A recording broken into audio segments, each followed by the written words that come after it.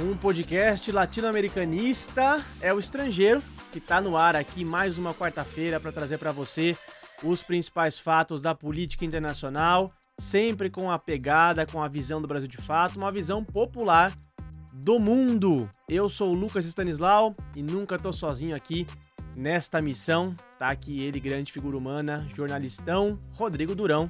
Pra rimar aí, Durão. Como é que você tá? Tô bem, tô pensando o que rimaria com o Lucas, né? Difícil, né? É difícil. Igual essa Crisântemo, rima, né? que também não tem rima, né? Algumas palavras meio... Nunca tinha pensado nisso, mas de fato você tem um ponto. Bom Vamos dia lá, Durão. Como é que você tá? Tô Mais bem, um programa aqui. Tô bem, mais uma quarta-feira, às 11 horas da manhã. Como todas, a gente tá aqui apresentando o Estrangeiro, com nossa equipe de correspondentes internacionais em Cuba, na Venezuela, na Rússia e na China. Além, claro, dos nossos setoristas, correspondentes também no Haiti. Chá da Fol tá preparando uma matéria interessantíssima sobre as eleições que vão acontecer, diz o governo, em breve, né? E aí, claro, no Sahel, o nosso Pedro Trapassolas, que cobre a região africana do Sahel. Mas você pode acompanhar o Estrangeiro no YouTube, no Spotify, tocadores nas redes sociais do Brasil de Fato. Manda sua pergunta, manda sua colaboração, a gente lê aqui o seu comentário. A gente vai ler com muito carinho, né, Lucas? É isso aí, lembrando que também a gente está ao vivo na Rádio Brasil de Fato, 98.9 para toda a grande São Paulo, aqui pelas ondas do Dial. Então, manda sua mensagem, seu comentário, vem fazer o programa com a gente quer te ouvir, porque de fato o assunto de hoje interessa não só ao Brasil, mas a região, né? Nossos vizinhos aí alguns estão muito amigos de Donald Trump, outros estão no alvo da Casa Branca. E qual é a situação do Brasil, Durão? A gente voltou a lista dos amigos ou seguimos a lista dos inimigos do republicano Donald Trump? Parece que a gente está, no momento, na lista dos amigos, ou segundo algumas visões, na lista dos neutros. Países grandes demais para serem antagonizados, porém, que não são exatamente companheiros da extrema-direita. Trump não chamaria eles para comer junto o lanchinho no recreio. Ou até chamaria, né? Porque ele tem O Trump é um cara que ele rompe barreiras ideológicas. Ficou super parça do Kim Jong-un, colou a química com o Lula, né? Então a gente vai discutir isso daí. A gente vai ver o que esse cara quer. Precisamos falar de Donald. Exatamente. As posições erráticas de Donald Trump para a América Latina vai ser o tema do episódio de hoje. Vamos falar muito de Brasil, Argentina, que teve eleições no último domingo, mas também dos vizinhos ali mais do norte, Colômbia e Venezuela, que estão aí totalmente no alvo da Casa Branca, né? Pois é, além da Argentina, que sofreu essa ingerência do Donald Trump nas eleições, condicionando o empréstimo de 20 bilhões de dólares à eleição majoritária dos partidários do Milei nas eleições legislativas que aconteceram no domingo, e parece que funcionou, né? Para falar sobre isso, a gente tem nossos convidados de hoje, entre eles, Miguel Stedley. Autor do Boletim Ponto, historiador e Incrível pesquisador do Instituto Tricontinental, estrela da casa aqui, comentarista do Estrangeiro. Miguel, bem-vindo a mais um episódio aqui com a gente, obrigado pela sua participação. E já te passo a pergunta, né? A pergunta do episódio de hoje. O que quer o Trump, para onde vão os Estados Unidos, né? Essas posturas erráticas do presidente estadunidense para a América Latina significam algo? É o Trump seguindo o fluxo, seguindo o momento, ou de fato é uma estratégia de longo prazo de Washington para a nossa região? Olá, Lucas. Olá, Durão. Lua que está aí nas picapes. É muito bom estar de volta. Olha, não é tão errático assim, não, né? A estratégia do Trump, dos Estados Unidos para a América Latina, na verdade, ela é bastante clara, que é recuperar a influência sobre o continente, né? Isso está posto desde o primeiro mandato dele, uma avaliação de que os Estados Unidos perderam espaço, perderam influência durante o governo Obama, enfim, e que é preciso recuperar a influência. A tarefa número 1, na verdade, o objetivo número 1 dos Estados Unidos, seja em relação à América Latina, seja também em relação à África, é barrar a expansão chinesa. Essa é a questão número 1, né? E com isso, então, eles precisam, por um lado, há um olhar mais apetitoso para os recursos naturais dessas duas regiões, da África e da América Latina, né? Nesse processo também de barrar a China, mas também há inclusive a possibilidade, uma das discussões que passam ali pelo projeto Make America Great Again, enfim, seria tentar desmontar essas cadeias globais de valor que hoje estão com as indústrias concentradas, né, no sudeste da Ásia, que acabam tornando o sudeste asiático, especialmente China, Vietnã, enfim, como indústria do mundo, etc., de tentar também trazer essas indústrias para a região da América Latina como uma forma de diminuir recursos, os custos, na verdade, dos Estados Unidos para essa região. E nisso tem uma contradição dentro do próprio governo norte-americano. Uma das críticas que era feita ao Donald Trump por um de seus auxiliares, o Kyron Skinner, que era chefe de planejamento do Departamento de Estado dos Estados Unidos, de que essa política de tarifas do Trump inviabilizava essa tentativa de reorganizar as cadeias globais de valor, né? Então, no fundo, a gente tem dois movimentos. Um, tentar barrar a China, e o outro, que é complementar e é a outra moeda disso, é recuperar sua influência. Em alguns casos, é você ter postos muito fiéis, como vocês falaram, né? Como é o caso do Javier Milei na Argentina, agora passa também por você recuperar aquela região andina ali, especialmente a Colômbia, né? A gente tem o governo Gustavo Petro, ele interrompe anos, né, de presença militar estadunidense, enfim, então não é à toa que a Colômbia volta para o radar dos Estados Unidos, e a Venezuela, que aí eu diria que não é nenhuma política do Trump, né? Essa semana a gente teve a informação da Associated Press de que o governo Biden tentaram cooptar um piloto do Maduro, enfim, para que ele levasse. Então, derrubar o governo venezuelano está na lista de tarefas de qualquer partido dos Estados Unidos há muito tempo, né? Na verdade, desde a posse do Chávez, né? Então, o que acaba determinando mais é a característica de cada país, né? No caso do Brasil, ele, obviamente, que o Trump, os Estados Unidos prefeririam ter um Jair Bolsonaro, um presidente de extrema-direita, né? Agora, na medida em que isso não é possível, em que isso não está colocado, mas o Brasil joga uma peça importante em todo esse contexto, você precisa estabelecer um outro tipo de relação, né? Então, claro, conforme cada país, né? Algumas a hostilidade mais militar, mais clara, outras a hostilidade econômica, como é o nosso caso, em outros casos, né, praticamente um apadrinhamento, como é o caso do Milei na Argentina, né? Vale a gente lembrar que, no caso da Venezuela, quem aplicou as primeiras sanções contra a economia venezuelana foi o governo do Barack Obama, um democrata, né? Então, é o que muitos analistas falam, o imperialismo é uma agenda meio bipartidária ali nos Estados Unidos, né? Assim como o Miguel falou que derrubar Caracas é uma missão de ambos os partidos, derrubar o governo em Havana também. Com certeza. Né? Desde 59, desde o início da Revolução, tem sido uma pauta praticamente unânime na política estadunidense. Inúmeras tentativas. E para isso a gente vai até Havana falar com o nosso correspondente, Gabriel Vera Lopes. Maravilha. Gabo, tudo bem com você, amigo? Você que tá aí, passou pelo furacão. Como estão as coisas aí? A gente vai falar de Trump, mas primeiro queria te ouvir aí a respeito desse furacão, né, que passou. Foi tão terrível como falaram, como se esperava que fosse? Oi, pessoal, tudo bem? Dá para me escutar bem? Dá, assim. Perfeito. Bom, o furacão não passou por aqui, por Havana, foi mais na parte do Guantánamo, do Santiago de Cuba.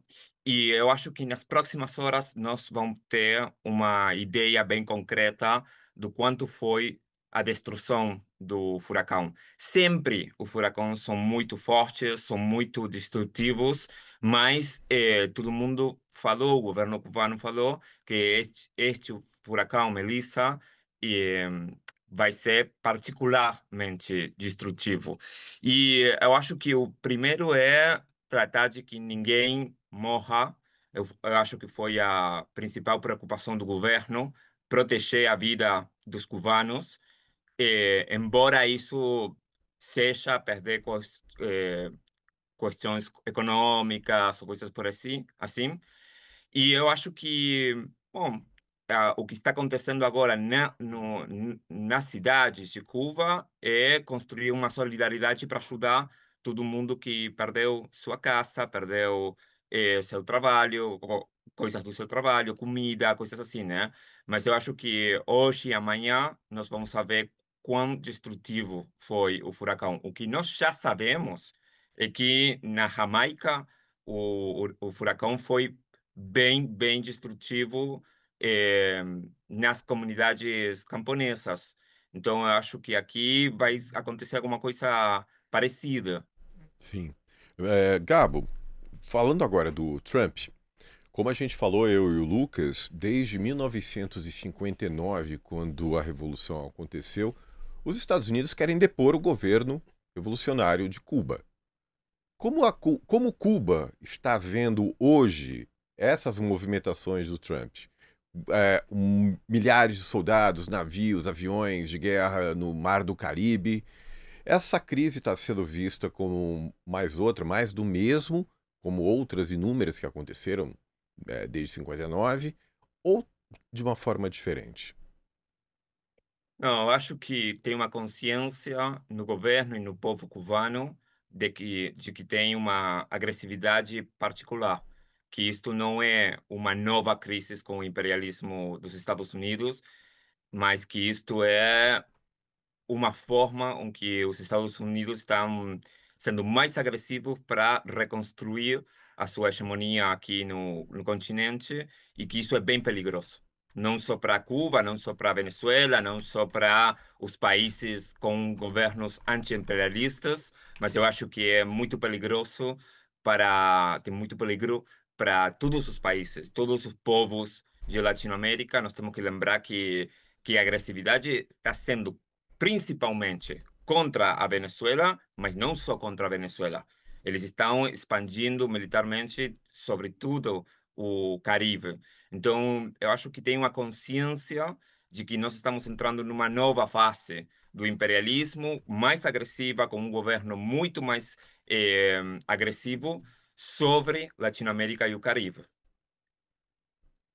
Agora, a gente vem falando de todos os países que estão no alvo dos Estados Unidos, como Colômbia, Venezuela, Cuba, que são aí os alvos prioritários de maior hostilidade, né, por parte do governo Trump. Mas o Brasil, como a gente disse, passou de uma lista de máxima hostilidade. O país mais sancionado do mundo por motivos políticos, ao lado da Índia. Justamente, porque foi logo após mais sancionado nesse tarifaço, né? A Rússia e o Irã têm muito mais tarifa, muito mais sanções por outros motivos, mas nesse round, nessa rodada de tarifas do Trump, Brasil e Índia foram os mais tarifados. Rússia e Irã, assim como Venezuela e Cuba, já enfrentavam bloqueios e sanções por motivos políticos, né, há bastante mais tempo. O Brasil entrou nessa onda do tarifaço recente desse novo mandato do Trump e, de fato, foi um dos países mais tarifados ali, motivado pela aproximação que Trump tem com Jair Bolsonaro e com a extrema-direita brasileira. Após o encontro de Lula e Trump, primeiro na ONU, né, na Assembleia Geral da ONU, e depois a reunião formal que aconteceu nessa última visita do Lula à Ásia, o clima ficou bem mais ameno. A ponto de mandar até parabéns de aniversário. Feliz aniversário, happy birthday, Mr. President, né? O Donald Trump mandou para o presidente Lula, o classificando como um homem vigoroso. Foram essas palavras que Trump usou para se referir a Lula. E eu queria perguntar para o Miguel, como é que ele está vendo a posição do Lula nessa história? Porque ao mesmo tempo que ele precisa manter a posição soberana do Brasil perante aos Estados Unidos, mas sentar para negociar com o Trump, ele também não pode deixar de se colocar o Brasil como um mediador das crises, principalmente na Venezuela, né, como foi a proposta do governo brasileiro depois dessa última reunião com o Trump. Como é que você está vendo, Miguel, a posição do Lula? Ele está numa sinuca de bico? Ele está encurralado, digamos assim? Ou o Brasil está coerente, seguindo uma linha de política externa coerente na relação com Washington?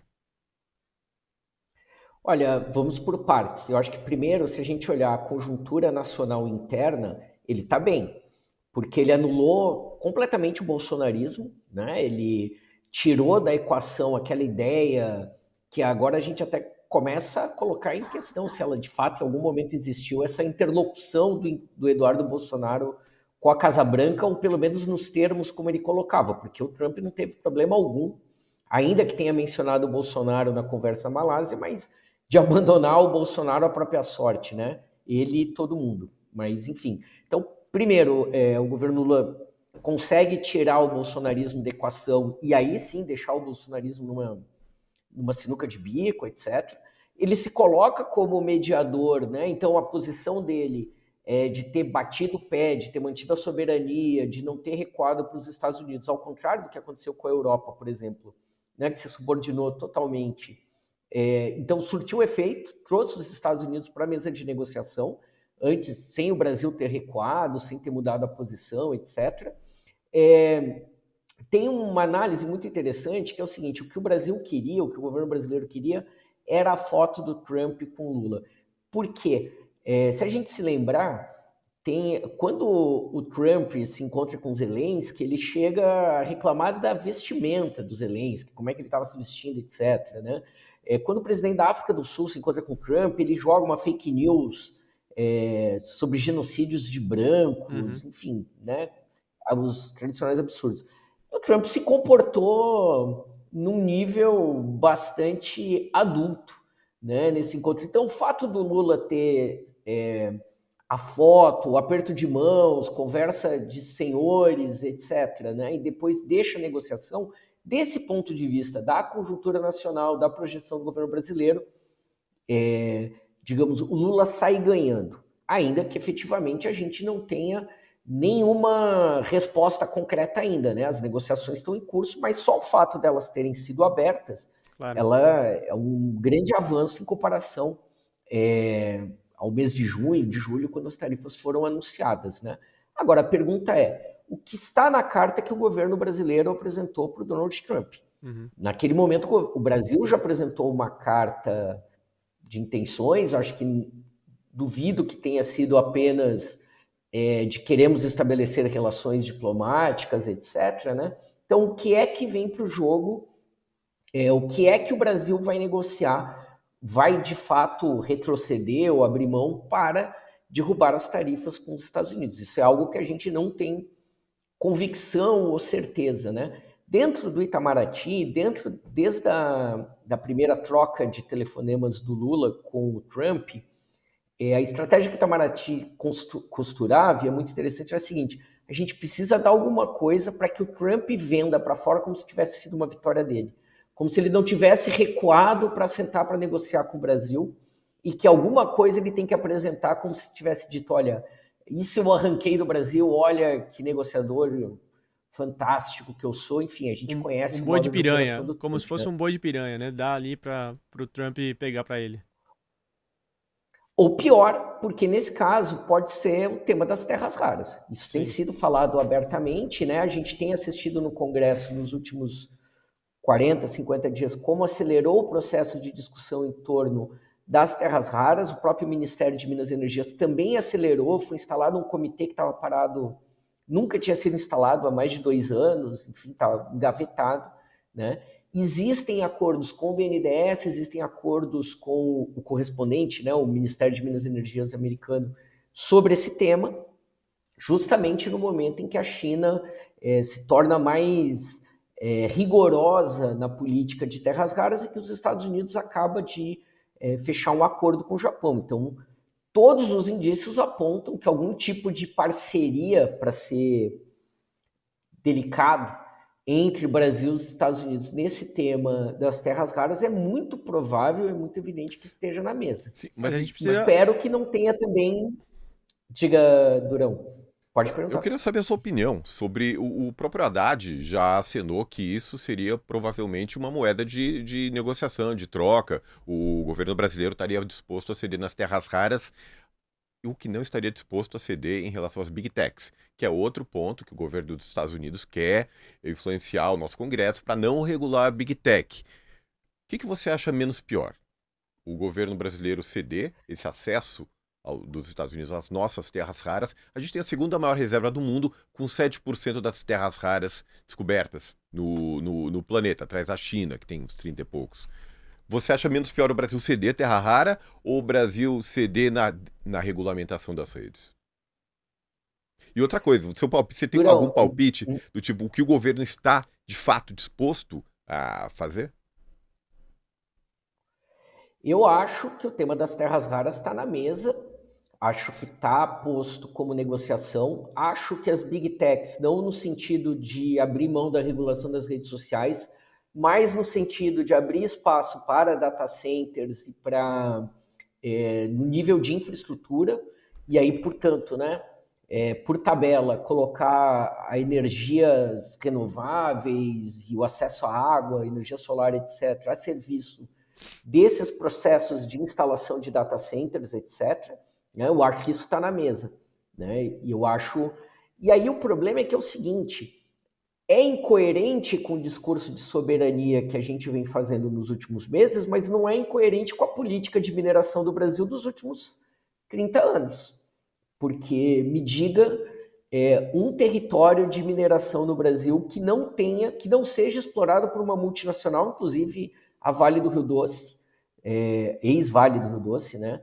Ou por qualquer mineradora, etc. Né? Quer dizer, ele é incoerente para a política de soberania, mas ele está dentro da política de mineração que vem sendo a política de Estado ou dos governos, seja ele qual for a legenda, nos últimos 40 anos do país, que é uma certa liberdade, não há muita diferença entre o tratamento que o governo dá ao agronegócio e o tratamento que dá à mineração.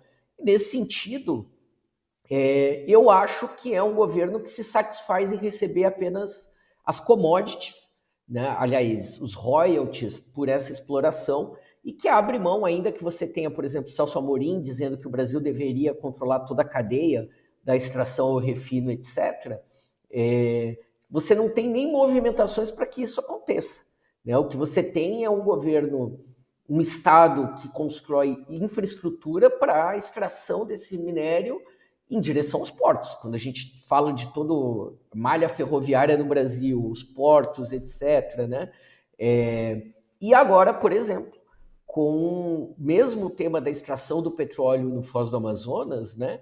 A gente discute muito os impactos ambientais, e tem razão também, mas a gente não deixa de discutir que 70% que a Petrobras tem produzido é petróleo cru para exportação. Exato. Então, a política de mineração do Brasil, etc., falta muito de soberania, né? E aí, nesse sentido, não tem contradição nenhuma com o que vem sendo feito, entregar as terras raras dessa forma, né? E vão ser super beneficiadas pela Lei Candir, que está em vigor desde 98, 2000, né? Que isenta o agronegócio e a mineração de pagar impostos para exportação. Então, eu acho que só reforça o caráter primário exportador, né? Mas não tem contradição com a política mineral brasileira. Isso que você traz, Miguel,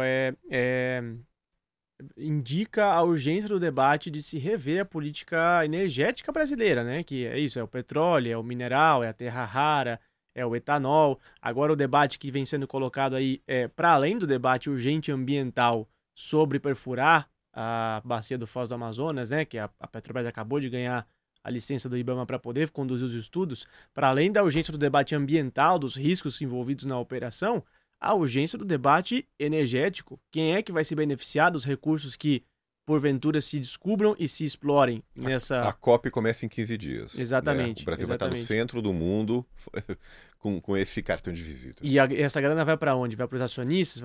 Vai para a BP? Para a Shell? Para a Exxon? Para a Chevron? Né? Ou vai para o povo brasileiro? Vai financiar a transição. Exato. Qual é o plano? Né? Qual é o plano? Para além do... Se existe plano? Existem riscos, mas já que se vai fazer, qual é o plano? Existe um plano? É isso que muita gente tem cobrado e que eu acho que tem que vir um pouco também nesse sentido das críticas, né?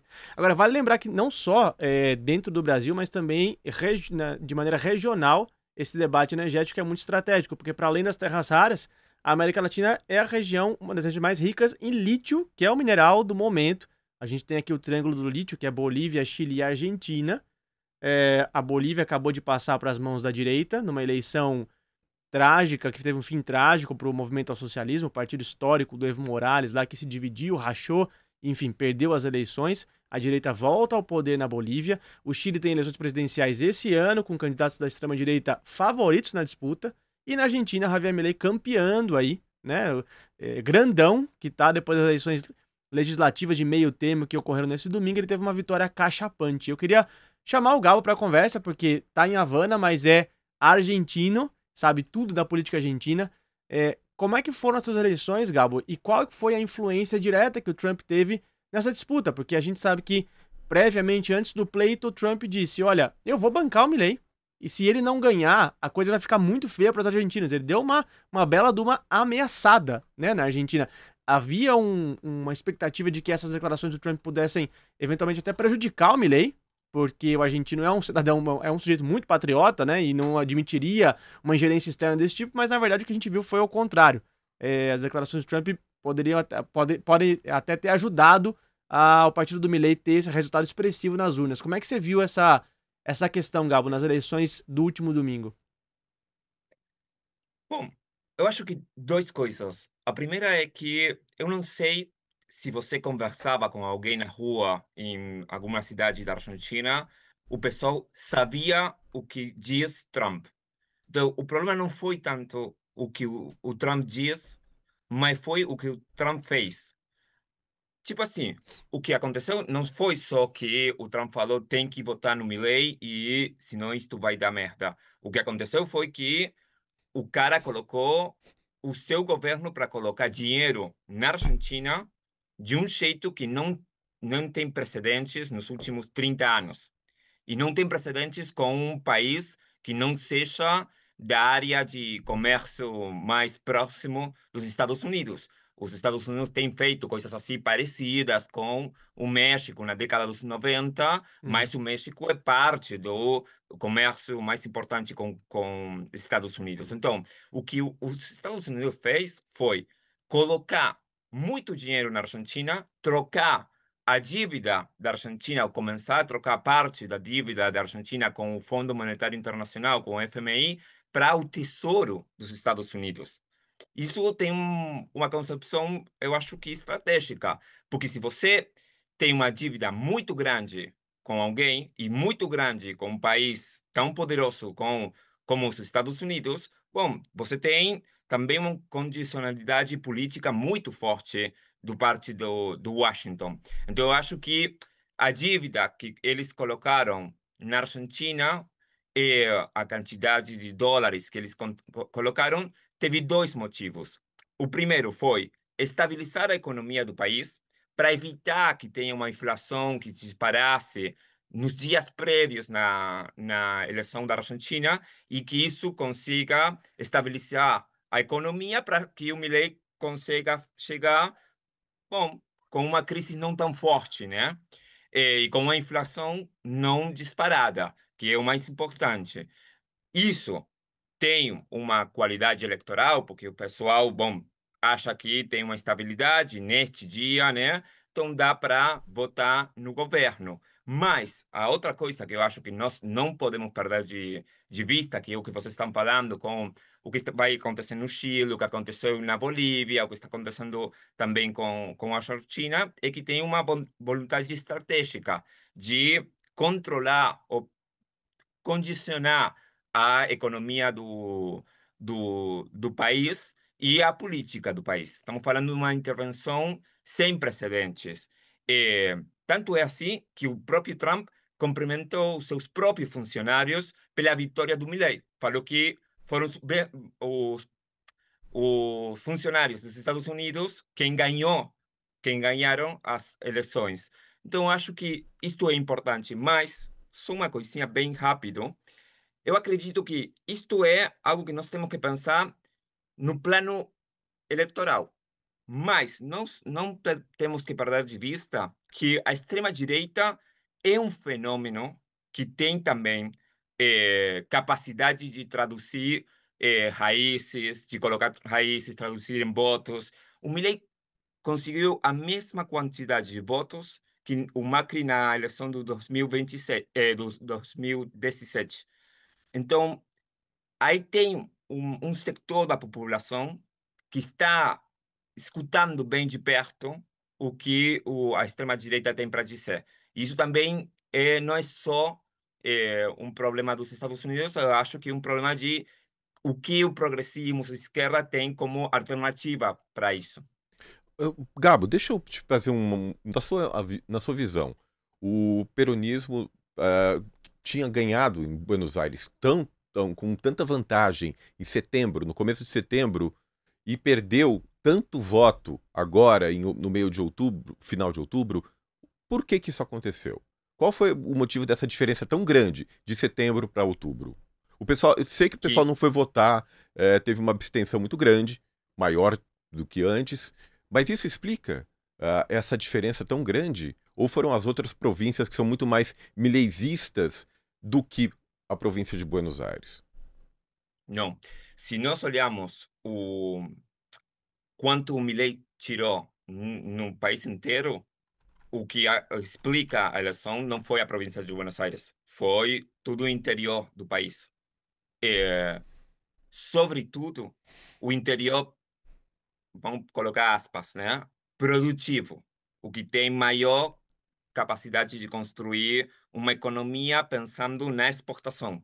Isso foram os lugares chaves para a vitória do Milei. Mas o que aconteceu na província de Buenos Aires, que é uma coisa que eu acho que nós podemos pensar em outros lugares também muito parecido, foi que no setembro, quem não foi votar foi os jovens que apoiam o Milei. Então, a pergunta é, por que eles foram votar nesta eleição?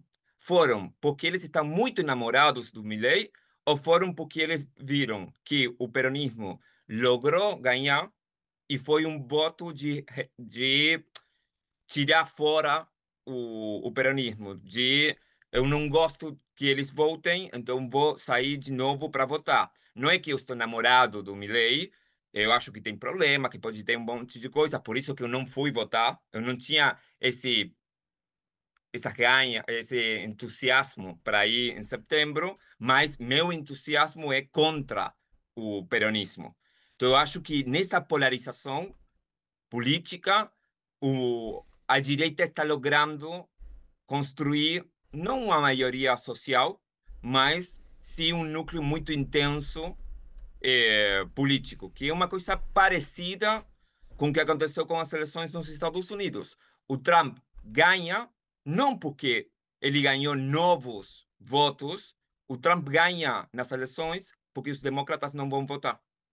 Então, isso foi como a desmobilização de um setor da política logra que outro setor que não seja maioritário apareça com vantagem. Eu tava ouvindo na segunda-feira, no dia seguinte das eleições legislativas de meio termo da Argentina, um jornalista que eu costumo acompanhar lá na Argentina, o Matias Molsetti, e ele fez uma análise interessante. Ele disse assim, olha, quem hoje tem projeto na Argentina é a extrema-direita. Eles têm um projeto muito claro. É a dolarização, o ultraliberalismo econômico, tem pautas, né? Ainda que sejam destrutivas. Acabar com os direitos trabalhistas, acabar com os direitos dos aposentados, acabar com o financiamento universitário, acabar com hospitais para deficiente. Eles têm ligar a motosserra e ligar a motosserra, mas tem um projeto. O peronismo hoje tem identidade muito clara. É o passado, é o Perón, são os direitos, conquistas sociais, mas não tem um projeto. A força peronista está completamente rachada. A ex-presidenta Cristina Kirchner injustamente presa, né? Isso é a análise que eles estão fazendo.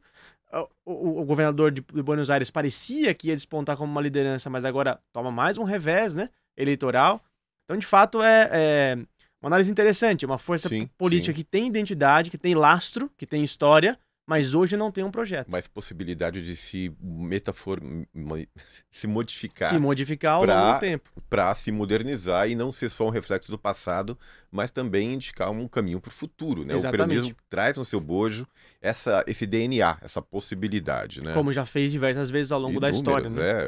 É incrível. Olha só, a gente tem uma audiência super qualificada aqui, então eu encorajo vocês a deixarem uma curtida aí no vídeo do YouTube, na transmissão ao vivo, mandarem seus comentários, suas perguntas, superchats, por que não? Porque a gente precisa das suas moedinhas para continuar fazendo aqui o jornalismo popular.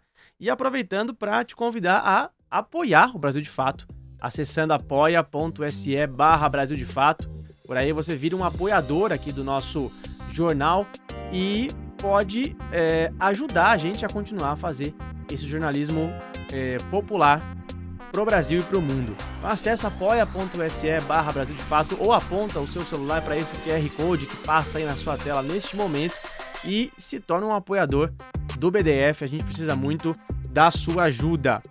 Olha só, Durão, não é só no Cone Sul que o Trump está colocando suas garrinhas de fora. A Venezuela, de fato, é o alvo prioritário aí, não só dos republicanos, mas de todos dos dois partidos que governam os Estados Unidos, né? Se intercalando aí na Casa Branca. E, de fato, parece que as notícias dessa semana da Venezuela são iguais às da semana passada. Mais ataques à lancha, mais ameaças e mais promessas de hostilidades, né? O que será que o Trump quer com isso, né? Essa que é a grande dúvida. Eu gostaria, inclusive, de ouvir a opinião do Miguel sobre isso. Porque parece... existem vários pontos que parecem contraditórios nessa movimentação toda. Será que os Estados Unidos querem apenas decapitar a cúpula do governo Maduro? Pretendem uma invasão em larga escala lá Iraque, como aconteceu, dado o enorme número de soldados, navios, aviões que estão lá no Mar do Caribe? Ou é um grande blefe, uma grande tentativa de pressionar ao ponto da ruptura, pressionar os nervos, o sistema nervoso dos venezuelanos, temendo uma invasão a qualquer momento, morte, destruição, bombas, a ponto deles derrubarem por si próprios o governo Maduro, poupando muito dinheiro e vidas americanas, vidas estadunidenses ao governo do Trump. Qual que é a sua impressão o que vai acontecer? Qual a ideia do Trump, né, por trás disso tudo? Eu acho que a gente precisa separar, Durão, o que é a ideia do Trump e o que é a prática dos Estados Unidos, né? Eu digo isso porque o Trump, nesse estilo meio cowboy dele, ele tem meio ganas por esse tipo de coisa de invadir países para derrubar cartéis. Ele já tentou fazer isso com o México no primeiro mandato, enfim, é meio... No universo paralelo em que ele vive, essas coisas fazem muito sentido. Agora, o Estado americano, seja ele democrata, republicano, etc., ele quer trabalhar para a derrubada do governo venezuelano, derrubar não só o Maduro, mas toda a estrutura de poder chavista estabelecido, né? E eu acho que ele vem... Não é que eu descartaria a hipótese de uma ação terrestre, de uma invasão de fato. Eu acho que ela existe, mas seria menor. Agora, ela aperta muitos nervos. A gente tem uma sanção econômica, né? A gente tem uma série de sanções diplomáticas e a gente vai sendo posto em tensão permanente, que você vai criando uma instabilidade social, política, uma tensão, né? Vai levando a um grau de que, claro, a intenção dos Estados Unidos era que isso levasse a algum tipo de insurreição de baixo para cima, né? E que aí, já foi comentado aqui no programa em outros momentos, né? Esse prêmio Nobel da Paz para Maria Corina já seria escolhido, inclusive, né, quem é o Guaidó da vez aí para sucedê-lo, etc. Né? Sim. Agora, é uma tática que não funcionou em Cuba, não funcionou na Venezuela em outros momentos, né? Então ela também tem um limite, né, de tensionamento. Eu acho que digamos, o limite dela seria o seguinte: o governo da Venezuela vir para algum tipo de negociação, como eles fizeram com Biden, né, algum tipo de coexistência tolerável, não vou nem dizer pacífica, né, em que tem algum tipo de ganha-ganha aí de ambas as partes, né, que a Venezuela tem um distensionamento, os Estados Unidos volte a ter algum tipo de fornecimento de petróleo, etc., algo assim, né. Agora, em se mantendo essa situação de tensão, etc., também não descartaria uma possibilidade de algum tipo de... O que eu acho que só descarta a invasão terrestre, etc., é que o histórico recente dos Estados Unidos é do conjunto de fracasso. Né? Como a gente sempre lembra, Iraque, Afeganistão, foi o custo desse tipo de ação para os Estados Unidos, etc. Então, se eles pudessem fazer como a Líbia, em que eles terceirizaram isso, ou como a Ucrânia, seria muito melhor. Agora, não tem candidatos para fazer essa terceirização na América Latina nesse momento. É que na Líbia... Eu acho que nós vamos... Não, pode falar. Pode concluir, Miguel, desculpa. Não, como não tem esse candidato, acho que nós vamos acabar indo para uma situação de tensão, que leve a algum tipo de negociação a algum ponto, né? Eu acho que teria que ter algum tipo de escorregão da Venezuela para provocar e justificar uma invasão terrestre, que vamos combinar entre nós, por mais que a gente tenha aí Gaza, né, e o desastre da ONU, só baseado nessa argumentação do tráfico, de cartel que não se sustenta em pé, é muito difícil justificar entrar assim, criaria problemas, desarranjaria esse tabuleiro que ele está tentando organizar, com o Milei, neutralidade do Brasil, tem as eleições da Colômbia para desestabilizar ali na frente, né, já no ano que vem, então também seria um tipo de coisa que provocaria, que estragaria essa tentativa de organização do tabuleiro em prol dos Estados Unidos, né? Eu ia dizer que na Líbia eles conseguiram fomentar uma guerra civil, né, que pegou muito dentro do país, e a Venezuela é muito cuidadosa nesse sentido, com dissidência das Forças Armadas e própria com forças paramilitares dentro do país, né? O governo venezuelano há anos vem implementando um sistema de rodízio permanente dentro das mais altas patentes do exército, das Forças Armadas venezuelanas. Pra evitar algum motim. Exatamente. Um dos motivos é esse, né? Por questões de segurança, enfim. Porque uma das estratégias mais utilizadas pelos Estados Unidos ao longo dos anos, e, enfim, pelas forças de extrema-direita, que são apoiadas pelos Estados Unidos dentro da Venezuela, é tentar cooptar setores dissidentes das Forças Armadas. Eu me lembro até que a última tentativa de golpe mais aberta que houve dentro do país, protagonizada já citado pelo Miguel aí, ex-deputado Juan Guaidó, contou com o apoio de certos batalhões ali das Forças Armadas dentro de Caracas, chegaram a tentar tomar a base aérea La Carlota, ali que fica na região central para a zona leste do país. Não conseguiram tomar a base, mas justamente cooptaram alguns militares dissidentes que tomaram parte da intentona. Aliás, pergunto, você que morou em Caracas, sabe muito profundamente o que acontece lá, você acha que é possível uma invasão da Venezuela sem a conivência da Colômbia? Terrestre não, né? Até porque precisaria ou vir pela Amazônia brasileira, ou pela fronteira brasileira, ou pela fronteira da Colômbia, né? A Colômbia, de fato, como o Miguel falou, talvez seja a escolha mais óbvia pela quantidade, pelo histórico de relações tão íntimas e umbilicais com os Estados Unidos, né? Pela quantidade de bases militares norte-americanas que existem na Colômbia. Mas sem um governo, sem um chefe de Estado. O governo Petro é uma pedra no sapato agora pro imperialismo, que a gente observou todas as ações, a maioria das ações de desestabilização dos últimos anos terrestres partiram da Colômbia, né? Eu me lembro da tentativa de invasão pela fronteira, que o governo Bolsonaro chegou até a mandar umas caminhonetes, mas a maior parte estava entrando pela Colômbia, pela fronteira com a Colômbia. Teve até nesse dia aí, teve até um festival de música organizado do lado colombiano, né? Venezuela Aid, como se fosse uma coisa meio humanitária ali, né? Na tentativa de ajudar a população venezuelana, enfim, tiveram músicos que assumiram esse papelão e tocaram nesse festival. Mas a maioria das ações vieram para a Colômbia. E a última tentativa de fato de golpe de Estado partiu da Colômbia também em incursão de mercenários, né? Pagos pela oposição venezuelana, mercenários norte-americanos, ex-marines, né? Do exército. Frequentemente o governo do Maduro denuncia mercenários vindos da Colômbia, né? Para tentar desestabilizar o governo dentro da Venezuela. Exatamente. Mas eu queria perguntar para o Gabo. Gabo, o que tem de semelhante entre essa situação que a gente está vivendo na Venezuela e a política do governo dos Estados Unidos para com a Argentina? Existem semelhanças? Bom, eu acho que vocês estavam falando alguma coisa assim, né? Nós temos que pensar o tabuleiro completo. Os diferentes movimentos de Washington têm um sentido se nós olharmos de conjunto todos eles. E eu acho que tem um sentido bem claro, que é reposicionar os Estados Unidos na região. Isso tem uma dimensão militar, isso tem uma dimensão política, isso tem uma dimensão econômica. Não é uma só ou outra.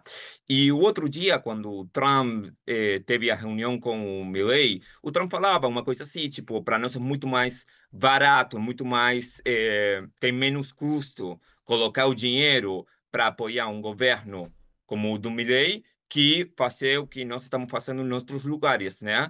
Então, eu acho que essa é a lógica que eles têm. Eles precisam, de algum jeito, que os maiores países da região, México, Brasil, Argentina, não logrem se alinhar numa política, eu não vou falar hostil para os Estados Unidos, mas que não seja uma política diferente da que o Washington gostaria ou precisa, né? Nós estamos agora no aniversário 20, aniversário do Não al ALCA. Eu acho que os Estados Unidos aprenderam disso. Você não pode colocar de novo os países nesse contexto. Então, eu acho que tem essa dimensão, e depois acho que tem a outra dimensão que é importante, que é que para os Estados Unidos construir o imperialismo dos Estados Unidos, né, porque nem que os Estados Unidos nem foram sempre o mesmo que agora, a América Central e o Caribe foi muito importante.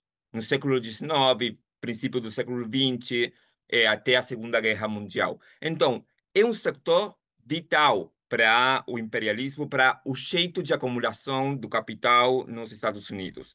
E eu acho que o movimento militar que eles estão fazendo, que tem alvo contra a Venezuela, mas no caminho permite que os Estados Unidos logrem militarizar de novo o Panamá, Porto Rico, Uhum. República Dominicana, que tenham aqui governos O de próprio Haiti, Centro-América, né? o próprio Haiti. Então, eu acho que tem um objetivo contra a Venezuela, mas também tem um objetivo da região com diferentes políticas de intervenção, onde pode ser mais político com o Sul e mais militar no Centro-América e o Caribe. Também no México. O primeiro que eles fizeram foi negociar com o México, negociar com força, né? Que o México tinha que movimentar tropas para a fronteira. Então, tem toda uma lógica, eu acho, de reposicionar na disputa contra a China e reposicionar seu lugar estratégico no continente. Miguel, falando sobre essas ameaças iminentes de invasão, eu me lembro daquele ditado romano lá, né? Se você quer paz, prepare-se para a guerra, né? Qual que é qual que é a urgência, a necessidade da gente retomar o debate sobre as Forças Armadas?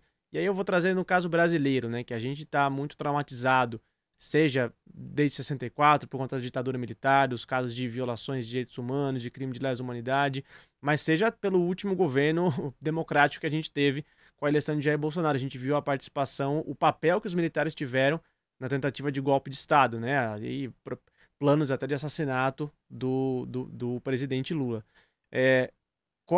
Dá para a gente contar com as Forças Armadas para se colocar como uma instituição de defesa da soberania nacional, num caso de ameaça externa? Qual é a necessidade da gente retomar esse debate do lado popular, do lado progressista, as forças progressistas retomarem essa pauta? Eu acho que não existe nenhuma possibilidade da gente contar com as Forças Armadas do Brasil no caso do confronto com os Estados Unidos. Basta a gente ver qual foi a reação. É muito triste e curioso a gente perceber quais foram as duas instituições que ficaram mais perdidas nesse momento de tensão entre o governo brasileiro e o governo Trump. Foi o Itamaraty e as Forças Armadas, né? Porque toda a lógica de cooperação internacional das Forças Armadas é com os Estados Unidos. Por mais que eles reconheçam que se existe uma ameaça, né, a gente sabe que a menina dos olhos das Forças Armadas, ou a grande argumentação seja a Amazônia, não há ameaça maior à Amazônia brasileira do que o governo dos Estados Unidos, empresas norte-americanas, sejam elas de petróleo, sejam de outras coisas, enfim. Mas a gente nunca teve nenhum tipo, né, de posicionamento. Pelo contrário, né, quando a gente pega, inclusive, o golpe de 64, a conexão entre as Forças Armadas e os Estados Unidos, há uma total afinidade ideológica entre o governo dos Estados Unidos e as Forças Armadas brasileiras, assim, elas são completamente inconfiáveis, né? O campo progressista precisa discutir, precisa e está perdendo tempo. Na verdade, o governo Bolsonaro permitiu trazer à luz algumas questões que são muito pouco mencionadas dentro do Instituto Tricontinental, né? Nós ficamos por mais de 2 anos com uma pesquisa sobre esse tema e chamando a atenção de alguns pontos, por exemplo, ensino militar, né? o ensino militar não é responsabilidade do Ministério da Educação, é dos colégios militares. Né? E a gente está falando de colégios militares que não são necessariamente para formar militares, são de filhos de militares, né? Que são dados por policiais, por professores militares, dentro de uma... Nós estamos aí formando com recursos públicos uma doutrinação de gente que está procurando ainda o comunismo embaixo da cama, que está lendo Olavo de Carvalho no ensino médio, que está fora da jurisdição do MEC. Por que os colégios militares, né, não estão sob jurisdição? Né? E entre outras questões, né? Agora, na trama do julgamento golpista, quer dizer, ficou profundo silêncio, como se fosse uma obra do Augusto Heleno, do Walter Braga Neto, do Almirante Garnier, etc. Mas a gente teve... É tão evidente a cumplicidade das Forças Armadas na trama golpista que é só a gente se lembrar o seguinte: as Forças Armadas não participaram da transição do governo Bolsonaro para o governo Lula. Nunca houve reunião nenhuma. Então, óbvio, eles estavam esperando, todos sabiam e apostaram, né? Então, olha, numa situação de uma hipotética invasão ou violação da soberania brasileira, eu temo pelo papel que os militares brasileiros teriam em relação aos Estados Unidos, né? Falando do 8 de janeiro, eu me lembrei do pessoal batendo continência pro pneu. Oh, que coisa linda. Que eu acho que combina muito com o nosso próximo bloco aqui no Estrangeiro. Inspiração. Que é o quadro Terra Plana. Vamos lá. We don't need no education.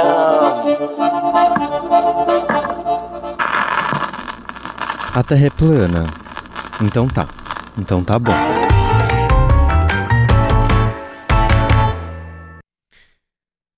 Muito bem, chegamos aqui para a gincana, a competição, o festival Terra Plana, que é uma brincadeira saudável aqui entre nós. Cada um de nós vai trazer a notícia mais bizarra, mais terraplanista que saiu na semana.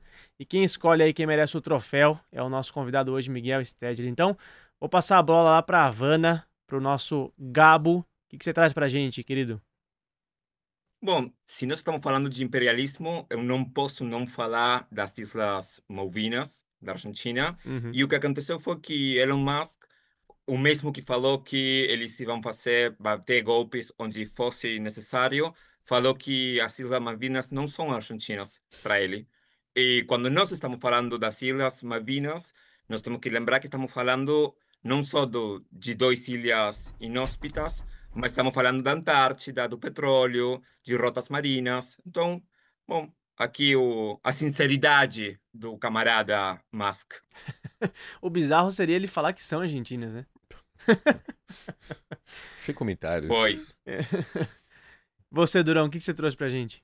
Eu fico no Trump também. Trump lançou um vídeo, depois apagado, mas a internet não esquece, dele com uma coroa de ouro. Nossa. Como um imperador, como um rei, pilotando um avião. Quem tá vendo aí no YouTube pode ver Donald Trump pilotando um jato e por cima de Nova York solta imensas quantidades de fezes em cima de manifestantes que, atônitos, eles ficam tentando se limpar, sempre sucesso. Né? Você vê um presidente dos Estados Unidos bombardeando com fezes. Na Times Square. Aqui a foto do Fernando Collor de Mello, também um precursor desses extremistas de direita que pilotam jatos. Mas o presidente americano jogando fezes em cima de manifestantes dos Estados Unidos. Curiosamente, Donald Trump recebeu uma coroa ontem, recentemente, não sei se foi ontem, mas recentemente, lá em Seul, presenteado pelo governo da Coreia do Sul, que deu uma coroa como essa que a gente viu no vídeo, né? Você vê que o surrealismo, ele alcança novos continentes e novas dimensões, Lucas. Cara, mas eu acho que o Trump é pior que o Collor, porque o Collor, de fato, a foto é real, ele pilotou um jato, né? O Trump foi IA, né? É muito pior. É verdade, Mas isso indica um desejo do Donald Trump de que isso tudo fosse verdade, né? Imagina, eu nunca imaginei que o presidente dos Estados Unidos iria sonhar em jogar cocô em cima da cidade mais importante do país. Eu imaginei já. Vou dizer pra vocês que eu já imaginava.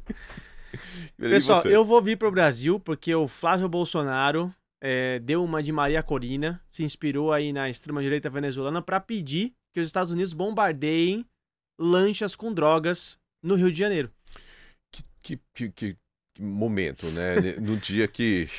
A gente sabe que os Estados Unidos vêm conduzindo ações no Mar Caribe, né, contra supostas lanchas que levam drogas para os Estados Unidos, nunca comprovadas se essas embarcações têm de fato ligação ou conexão com o narcotráfico. O que na verdade a gente está assistindo são execuções sumárias, sem julgamento, por parte da CIA e do governo estadunidense. A gente não sabe quem são essas pessoas, não se tem registro nenhum. E o Flávio Bolsonaro está simplesmente, a extrema-direita venezuelana aplaudindo, porque isso está botando pressão contra o governo Maduro. O Flávio Bolsonaro seguindo o exemplo, pedindo também pressão contra o governo Lula, pedindo, olha, por favor, Trump, bombardeiem. Conheço muitos barcos aqui no Rio de Janeiro que também poderiam ser bombardeados. Espero que não tenha servido essa frase do Flávio, não tenha servido de inspiração pro Castro lá no Rio de Janeiro, né? Conduziu o que conduziu ontem. Quão fora da realidade você tem que ser para pedir uma intervenção estrangeira contra o seu próprio país, né? Quanto traidor da pátria, né? Quanto traidor. Miguel Stedley, camarada, muito obrigado pela sua participação em mais um episódio aqui do Estrangeiro. Volte sempre, você sabe que a casa é sempre sua. E para quem que vai ser o voto no Terra Plana de hoje? Olha, gente, eu confesso para vocês que eu tô rindo até agora do vídeo do Trump. Eu tô assistindo e fica passando em loop na minha memória. Eu fico pensando ele de madrugada, fazendo esses vídeos, né? Do tipo, olha, vou aqui fazer eu num avião. E ele capricha no alaranjado, né? É impressionante, assim, na própria tom de pele, assim. Eu acho que alguém tem que tirar esse rapaz da frente do computador. Eu vou de King Trump nessa semana. Vou deixando meu abraço pro Gabo, pra Lua, pro Lucas, pro Durão. Valeu de novo estar aqui e até uma próxima no Estrangeiro. Gabriel Vera Lopes, muito obrigado, camarada. Muito obrigado a vocês. Valeu, pessoal. Rodrigo Durão, campeão da semana mais uma vez. Mais uma vez, né? Quanto será que tá esse placar? Vamos ver como é que tá o placar. Segue o líder, hein? Nossa, pra quem tá ouvindo no Spotify, acho que melhor a gente falar bem claramente como é que tá esse placar, né, Lucas? Você quer Rodrigo fazer Durão campeão ali na liderança com 18 pontos, seguido pelo time dos correspondentes, que tem 17, tá? Segue no encalço. Não vejo ninguém na minha frente. E eu ali, honradamente na lanterna desse campeonato aí, com 15 pontos, eu preciso reagir, gente. Tô pior que o Juventude, pior que o Vitória, pô. Ô, Lucas, será que você é o time da virada? O time do amor? Vejam só. Até dezembro tem chão ainda, gente. Conquistaria essa taça. Vamos ver, o jogo só termina quando ele acaba. Só termina quando o jogo é jogado, lambaria é pescado. Exatamente. Rodrigo Durão, muito obrigado por mais um episódio, camarada. Eu que agradeço e vamos de ficha técnica, Manda bala. O Estrangeiro, ele é apresentado por mim, Rodrigo Durão, e você, Lucas Stanislau, com direção de Camila Salmásio, produção de Letícia Holanda, edição e sonorização de Lua Gattinoni, operação dos features de Marina Ortega, identidade visual de Rafael Canoba, e no Brasil de Fato a coordenação do jornalismo é de Monize Ravena e Lucas Stanislau, coordenação de redes sociais de Rafaela Cury e direção executiva de Nina Fidelis. Querido ouvinte, muito obrigado e até quarta que vem. Tchau, tchau.